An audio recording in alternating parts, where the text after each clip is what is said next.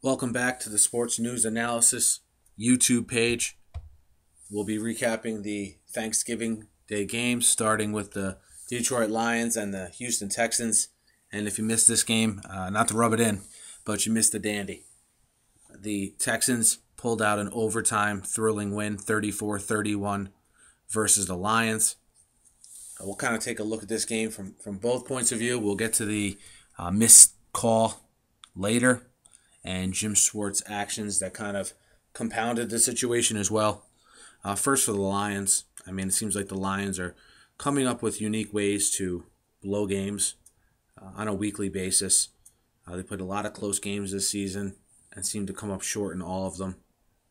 Whether it be a special teams blunder in the form of a missed field goal to win the game today, or it be a Brandon Pettigrew fumble in overtime when the Lions were driving. It just seemed as though whenever they would make one good play in crunch time, there'd be one bad play soon thereafter.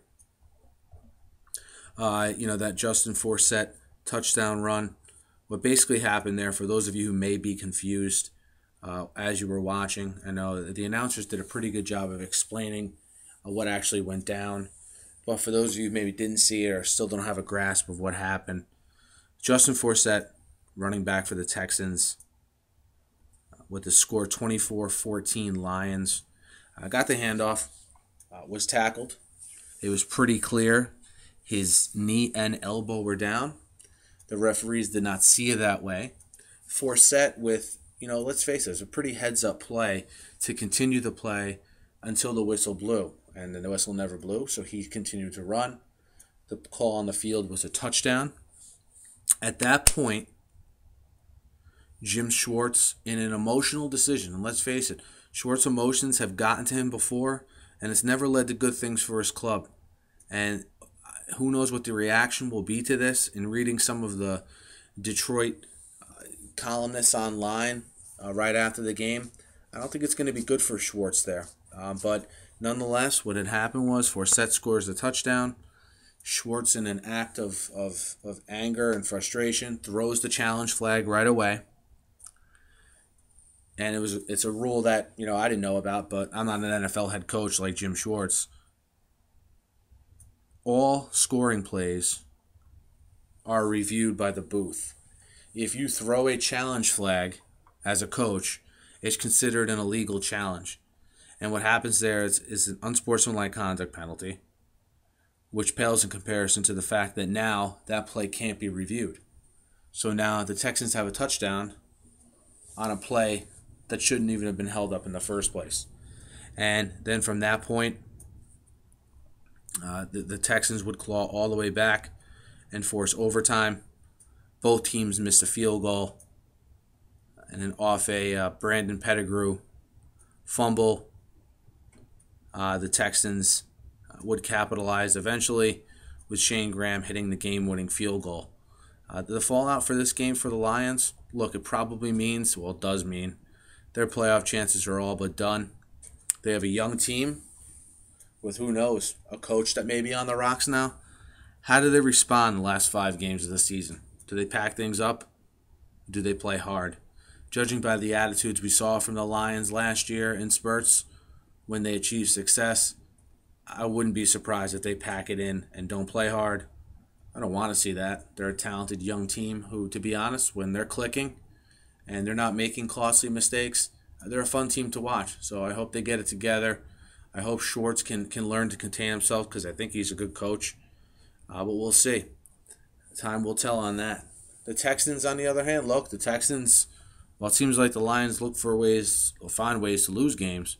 The Texans, the last 2 weeks, have found ways to win them. It hasn't been pretty for the Texans the last 2 weeks. Say the last 2 weeks, the last 4 days. Their second overtime game in 4 days. Their defense, their defense has shown some vulnerabilities, and I know they had several key players injured today on defense, including Pro Bowl cornerback Jonathan Joseph. And it seemed as though maybe the loss of Joseph meant a lot more than people were prognosticating before the game started. But nonetheless, Matt Schaub had another solid performance for the Texans. The Texans now move to 10-1. The Texans are in a prime position now to, if not get the first seed in the playoffs in the AFC, at least get one of those byes.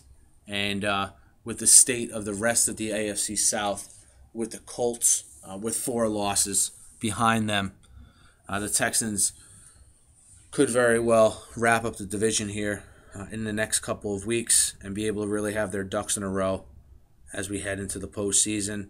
Again, it was just a matter of Houston plugging away, taking advantage of what was a bad call. I mean, there's no denying that. They took advantage of a bad call. They made opportune plays. The Daniel Manning strip of Brandon Pettigrew in overtime, that's a big-time play. Rather than talking about how Pettigrew fumbled, what about how Daniel Manning had the heads up to strip him? Maybe some of the focus needs to be on that. Shane Graham bouncing back after missing a field goal in overtime to hit it. The Texans with a 34-31 overtime win. They now get a nice and well-deserved 10-day break before they resume action in Week 13. And that's your review of the recap of the Lions-Texans. Be sure to check out our other 2 recaps of the Thanksgiving Day games as well.